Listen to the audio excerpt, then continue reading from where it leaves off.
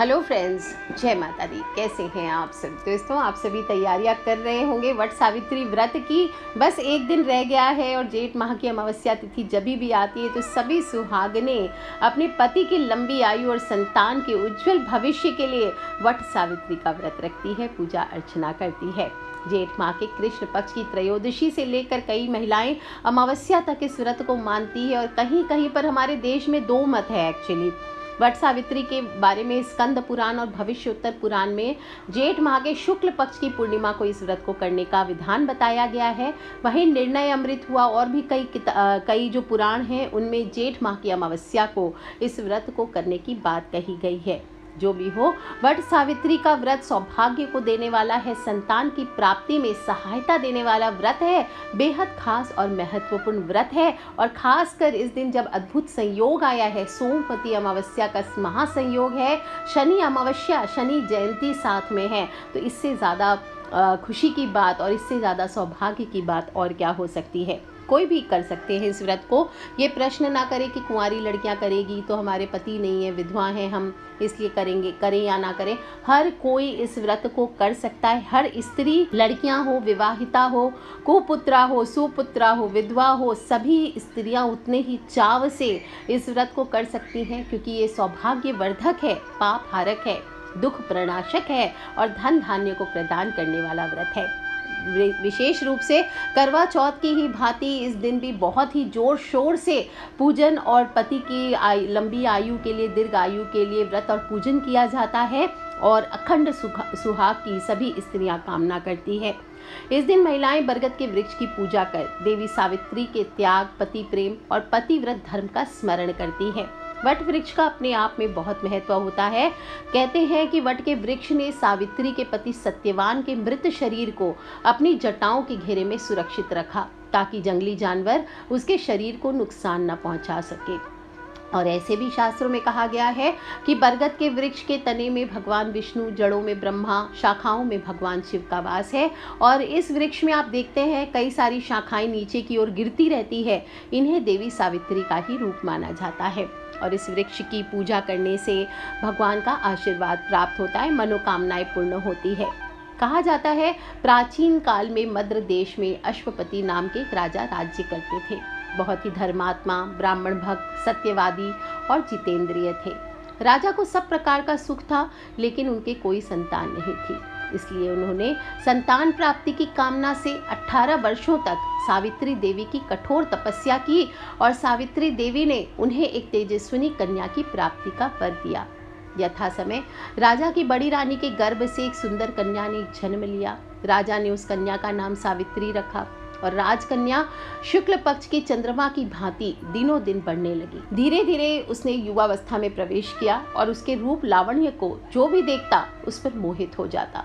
जब राजा के विशेष प्रयास करने पर भी सावित्री के योग्य कोई वर नहीं मिला, तो उन्होंने एक दिन सावित्री से कहा, बेटी अब तुम विवाह के योग्य हो गई हो, इसलिए स्वयं अपने लिए योग्य वर की तलाश करो।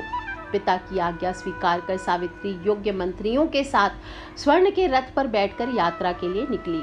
कुछ दिनों तक ब्रह्मर्षियों, राजर्षियों के तपोवनों, तीर्थों में भ्रमण करने के बाद वह राजमहल लौट आई। उसने पिता के साथ देवर्षि नारद को बैठे देखा, उन दोनों के चरणों में श्रद्धा से प्रणाम किया। महाराज अश्वपति ने सावित्री से उसकी यात्रा का समाचार पूछा। सावित्री ने कहा, पिताजी तपोवन में अपने माता पिता के साथ निवास कर रहे ध्युमत सेन के पुत्र सत्यवान सर्वथा मेरे योग्य हैं, अतः मैंने मन से उन्हीं को अपना पति चुना है। नारद जी सहसा चौंक उठे और बोले, राजन, सावित्री ने बहुत बड़ी भूल कर दी है। सत्यवान के पिता शत्रुओं के द्वारा राज्य से वंचित कर दिए गए हैं। वह वन में तपस्वी जीवन व्यतीत कर रहे हैं और अंधे हो चुके हैं। सबसे बड़ी कमी यह है कि सत्यवान की आयु अब केवल 1 वर्ष ही शेष है। नारद जी की बात सुनकर राजा अश्वपति व्यग्र हो गए। उन्होंने सावित्री से कहा, बेटी अब तुम फिर से यात्रा करो और तुम किसी योग्य दूसरे वर का वर्ण करो।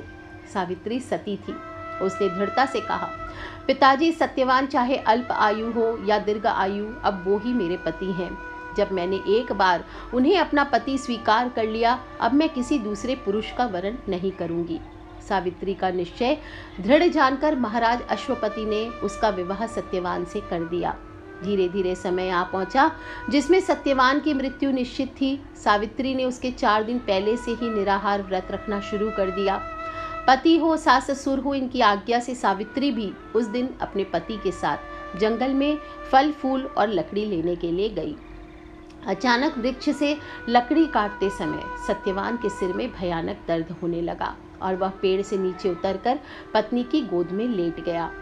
उस समय सावित्री को लाल वस्त्र पहने भयंकर आकृति वाला एक पुरुष दिखाई पड़ा। वो साक्षात यमराज थे। उन्होंने सावित्री से कहा, तू पतिव्रता है, तेरे पति की आयु समाप्त हो गई है, मैं इसे लेने आया हूँ। इतना कहकर यमराज ने सत्यवान के शरीर से सूक्ष्म जीव को निकाला और उसे लेकर वे दक्षिण दिशा की ओर चल दिए। सावित्री भी उनके पीछे पीछे चल दी। उन्हें आता देखकर यमराज ने कहा, हे पतिव्रता नारी, पृथ्वी तक ही पत्नी अपने पति का साथ देती है, अब तुम वापस लौट जाओ। उसकी इस बात पर सावित्री ने कहा, जहाँ मेरे पति रहेंगे मुझे उनके साथ ही रहना है, यही मेरा पत्नी धर्म है। यमराज ने उसे बहुत दैवीय विधान समझाया, परंतु वो नहीं मानी, पीछे पीछे चलती रही। तब उसकी निष्ठा और पति परायणता को देखकर यमराज ने बोला, पति के प्राण तो नहीं लौटा सकता, तुम कोई और वर मांग लो। तब सावित्री बोली, मेरे सास ससुर वनवासी हैं, अंधे हैं, उन्हें आप दिव्य ज्योति प्रदान करें। यमराज ने कहा, तथास्तु, ऐसा ही होगा, अब तुम लौट जाओ।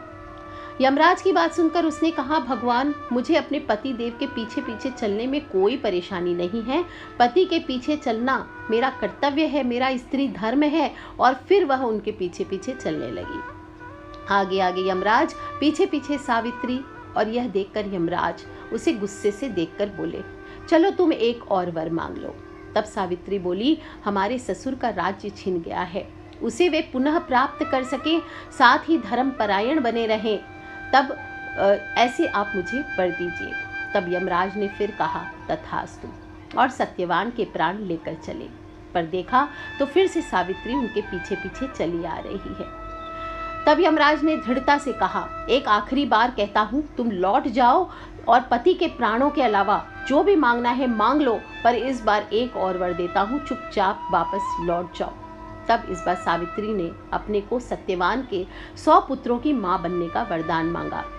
यमराज ने बिना सोचे समझे, बिना परेशान हो चुका था, तो बिना ध्यान दिए ही तथास्तु कहा और आगे चल दिया। सावित्री फिर उनके पीछे पीछे भागने लगी और इस कृत्य से यमराज इस बार आग बबूला हो गया। पूछा, अब क्या हुआ? तब यमराज को क्रोधित होते देखकर सावित्री उन्हें दोनों हाथों से नमन कर कहने लगी, महाराज, आपने मुझे 100 पुत्रों की मां बनने का आशीर्वाद तो दे दिया, लेकिन मैं बिना पति के मां कैसे बन सकती हूँ? इसलिए आप अपने तीसरे वरदान को पूरा करने के लिए अपनी कही हुई बात को पूरा करें।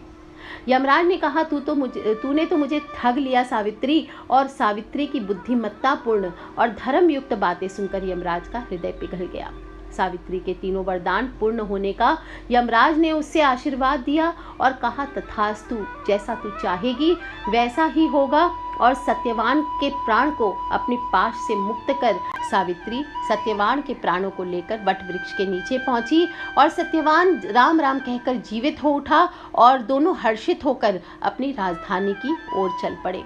वहां पहुंचकर उन्होंने देखा कि उनके माता पिता को दिव्य ज्योति प्राप्त हो गई है। इस प्रकार सावित्री सत्यवान चिरकाल तक राज्य सुख भोगते रहे और ऐसे सावित्री के पतिव्रत धर्म और विवेकशील होने के कारण उन्होंने न केवल अपने पति के प्राण बचाए बल्कि अपने समस्त परिवार का भी कल्याण किया। सावित्री ने अपने सास ससुर की आंखें हच्ची होने के साथ साथ राज्य प्राप्ति का वर प्राप्त किया, पिता को पुत्र प्राप्ति का वर दिलवाया और स्वयं के लिए भी पुत्रवती होने का आशीर्वाद प्राप्त किया। इस प्रकार सावित्री ने सतीत्व के बल पर अपने पति को मृत्यु के मुख से भी छीन लिया। कहा जाता है, वट सावित्री का व्रत करने वाले, इस कथा को सुनने सुनाने वाले से उपासक के वैवाहिक जीवन या जीवन साथी की आयु पर किसी भी प्रकार का कोई संकट आता भी है तो वो भी टल जाता है। तो बोलिए वट सावित्री की जय, सावित्री सत्यवान की जय, यमराज की जय। और तभी से कहा जाता है वट सावित्री अमावस्या और वट सावित्री पूर्णिमा के दिन वट वृक्ष का पूजन करना चाहिए।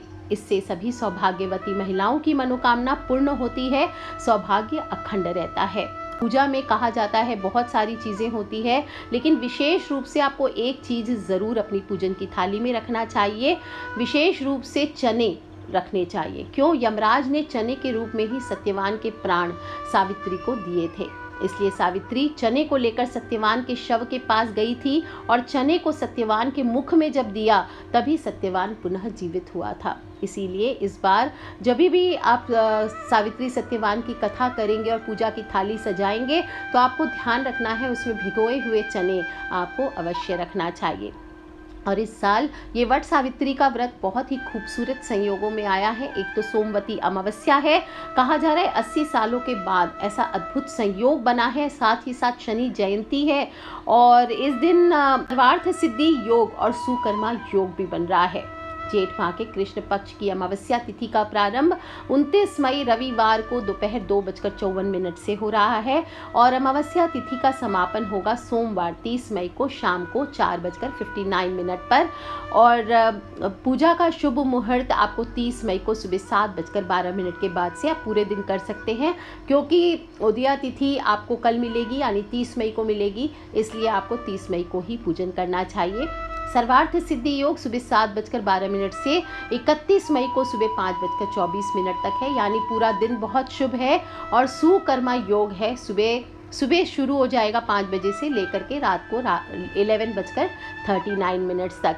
तो ऐसे में आपको वट सावित्री की पूजा 30 मई को सुबह सर्वार्थ सिद्धि योग में 7:12 से शुरू करनी चाहिए।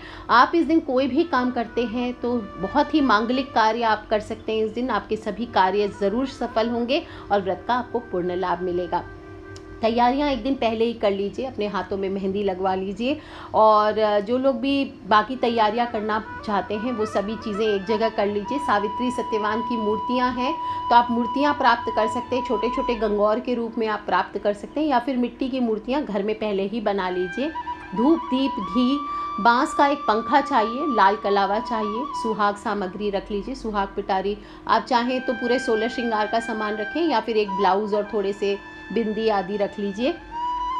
जल से भरा हुआ एक पात्र कलश चाहिए, कोई भी आप ले सकते हैं, जो भी आपके पास तांबे का, पीतल का, स्टील का, सोने का, चांदी का कलश हो वो आप रख सकते हैं। और फल, पुष्प, रोली, पुड़िया आदि सभी चीज़ों को एक दिन पहले ही आपको रख लेना चाहिए। रात में आपको सोने के पहले सबसे पहली चीज़ एक तो मेहंदी लगवा लें। मेहंदी अगर लगाने का आपके पास टाइम नहीं या जो भी है तो सिर्फ अपने नुए कर लें, यानी अपने नाखूनों में मेहंदी लगा लें, ये बहुत लकी होता है। नहीं तो कम से कम नेल पॉलिश लगा लीजिए। और रात को ही चने भिगो करके आपको रख देना है ताकि अगले दिन आपको प्रॉब्लम ना हो। अगले दिन सुबह यानी कल सुबह वट सावित्री की पूजा के दिन, अमावस्या के दिन सुबह सुबह घर की साफ सफाई कर लीजिए, नित्य कर्म से निवृत्त होकर के स्नान कीजिए, 16 श्रृंगार कीजिए, लाल सुंदर वस्त्र धारण करें और इसके बाद पवित्र जल हुआ, गंगा जल हुआ, अपने ऊपर भी अगर गंगा जी आदि में नहा सकते तो बहुत ही अच्छी बात, और नहीं तो सिर्फ गंगा जल लेके पूरे घर में अपने ऊपर, अपने पति के ऊपर, अपने बच्चों के ऊपर छिड़काव ज़रूर करें। 1 लोटा जल सूर्य देव को, फिर 1 लोटा जल दक्षिण मुखी होकर पितृदेव के नाम का जरूर अर्पित करें। सूर्य देव को जल देते समय ओम भूर्भुवः स्वः तत्सवितुर्वरेण्यं भर्गो देवस्य धीमहि धियो यो नः प्रचोदयात् गायत्री का जप करें, या फिर ओम सूर्याय नमः, ओम भास्कराय नमः, ओम आदित्याय नमः इसका जप करें। दक्षिण मुखी हो जाएं, उसी लोटे में जल भर के और अपने पितृ का ध्यान करें। ओम सर्वेभ्यो पितृभ्यो नमो नमः। जो नहीं बोल सकते वो पितर पितरानी की जय इस प्रकार से बोल करके पितृ के नाम का जल अर्पित कीजिए। इसके बाद अपनी सामान जो भी पूजा सामग्री है, डलिया, 2 टोकरी या थाली आपको सजानी है। पहली टोकरी में सप्तधान भर करके ब्रह्मा जी की प्रतिमा स्थापित करनी चाहिए। ब्रह्मा जी के बाईं ओर सावित्री तथा दूसरी ओर सत्यवान की मूर्ति स्थापित करनी चाहिए। सोने या मिट्टी से सावित्री, सत्यवान और भैंसे पर सवार यमराज की प्रतिमा भी आप बना सकते हैं। और या फिर अगर ये सब पॉसिबल नहीं हो, आप कहीं बाहर नहीं जा सकते, आपके कहीं आसपास बरगद का पेड़ नहीं है, तो आप एक पेपर पर, पन्ने पर या दीवार पर इस प्रकार का चित्र आप ऑनलाइन या फिर अभी फोटो में आप देख सकते हैं, वीडियो में ऐसी चित्र आप अंकित कर लीजिए। इस प्रकार से आपको बरगद के वृक्ष की पूजा करनी है।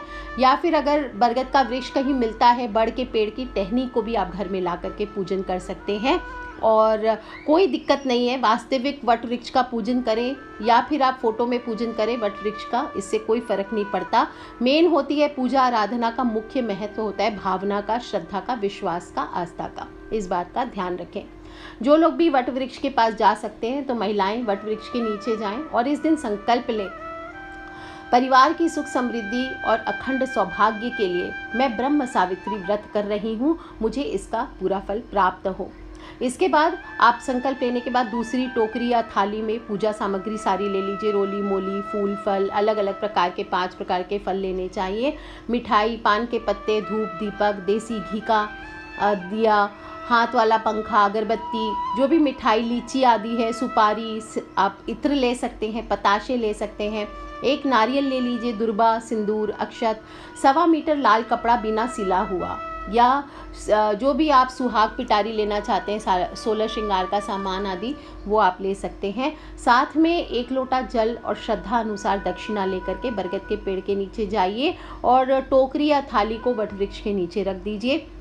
अब सबसे पहले ब्रह्मा जी, यमराज, धर्मराज और सावित्री सत्यवान और वट वृक्ष की जड़ में आपको जल अर्पित करना चाहिए।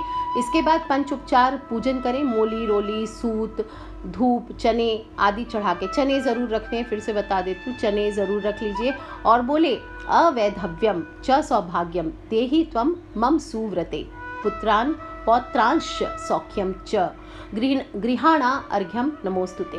ये बोल करके आपको पूजा करनी चाहिए। और जिन कन्याओं की शादी में विशेष रूप से रुकावटें आ रही है, जिन स्त्रियों के पति उनको प्यार नहीं करते, जिनकी डिवोर्स तक की नौबत आ गई है या संतान संबंधी विशेष समस्याएं हैं, तो इस प्रकार से पूजन करने से ये सभी समाप्त होते हैं। इस बात का विश्वास रखें। कच्चा दूध चढ़ाएं और गीली मिट्टी से फिर वहाँ से थोड़ी मिट्टी लेकर के अपने फॉरहेड पर लगाने चाहिए।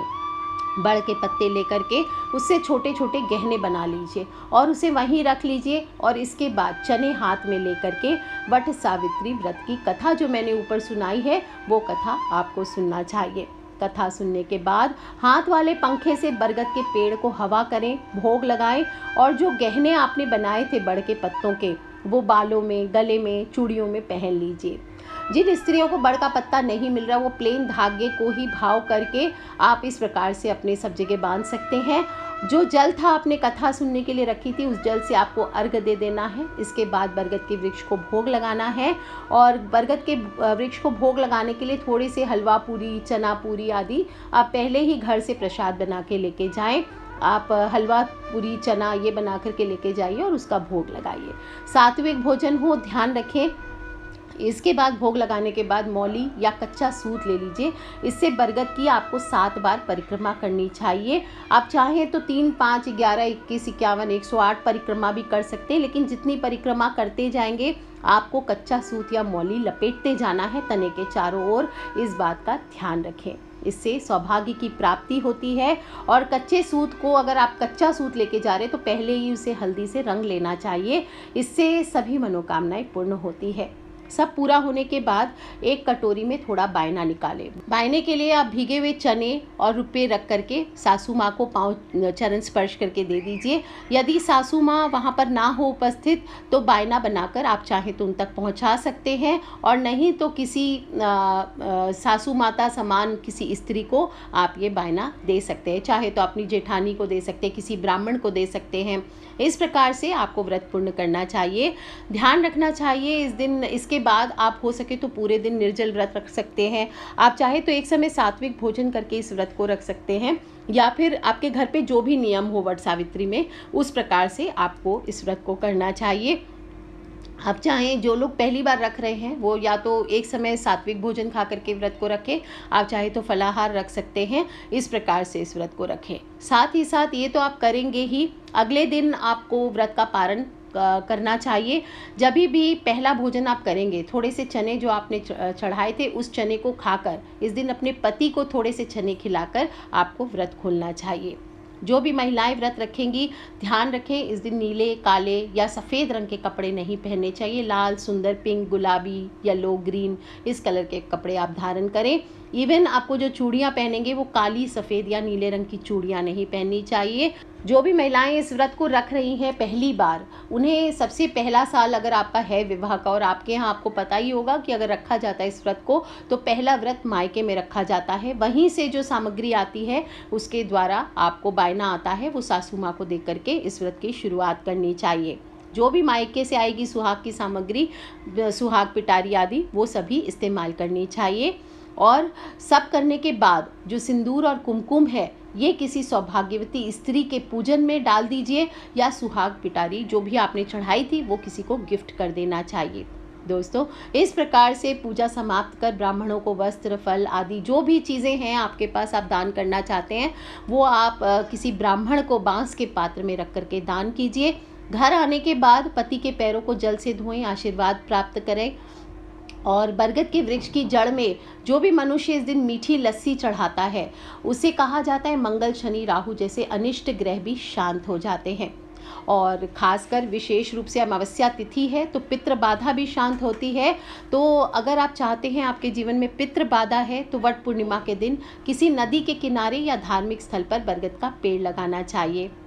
दोस्तों, वट सावित्री का व्रत तीज और करवा चौथ की तरह ही माना जाता है और आप इसे फल लेकर के भी उठा सकती हैं या पूजा के बाद आप फल और एक समय भोजन भी कर सकती हैं।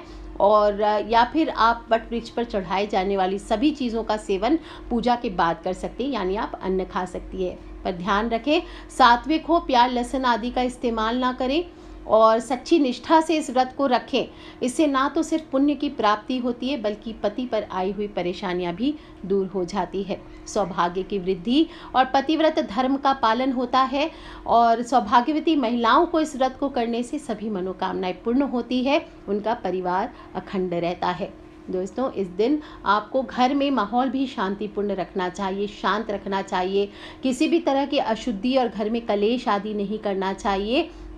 और जब भी व्रत पूर्ण करेंगे तो वृक्ष का कोपल खाकर ही समाप्त करना चाहिए, ऐसे व्रत को अधूरा नहीं छोड़ना चाहिए। जो भी महिलाएं इस व्रत को सच्चे दिल से करती है, सच्चे मन से करती है, कोई भी प्रकार के इस दिन गलत विचार नहीं आने देती है, अपने भोजन से परहेज करती है, सात्विकता का ध्यान रखती हैं, किसी से कठोर वचन नहीं कहती है, किसी का अपमान नहीं करती है, बड़ों का अनादर नहीं करती है और सुबह सुबह जल्दी उठ करके इस व्रत का पालन करती है, उसका जीवन सुंदर होता है, उसका सुहाग अखंड होता है और पति का सौभाग्य बना रहता है। ध्यान रखें, इस दिन पति पत्नी को दूर रहना चाहिए और किसी भी प्रकार का मांस, मदिरा, मांसाहारी भोजन नहीं करना चाहिए। कहा जाता है इस दिन ऐसी जगहों पर ना जाए जहां पर आसुरी शक्तियां जागृत होती है। अगर आप वट सावित्री का व्रत कर रहे हैं तो अमावस्या तिथि पर जो भी तंत्र क्रिया आदि होती है वो आपको इस दिन पालन नहीं करना चाहिए, क्योंकि आसुरी शक्तियां जागृत हो जाती है। इसलिए इस दिन पूरे दिन प्रभु के ध्यान और पूजन को करें, यही सबसे इम्पॉर्टेंट चीज़ है। आप सभी जो भी इस व्रत को करने जा रहे हैं, आप सभी को हार्दिक हार्दिक शुभकामनाएं। वट सावित्री की कथा मैंने आपको सुनाई है, आप भी अपने फ्रेंड्स, फैमिली, मम्मी पापा, भाई बहनों को सभी से इसे जो भी व्रत करते हैं या नहीं भी करते हैं इस कथा को सुनाएं। अपने आप में एक एग्जाम्पल है, अपने आप में एक अद्भुत कथा है सावित्री सत्यवान की, बहुत ही फेमस कथा है।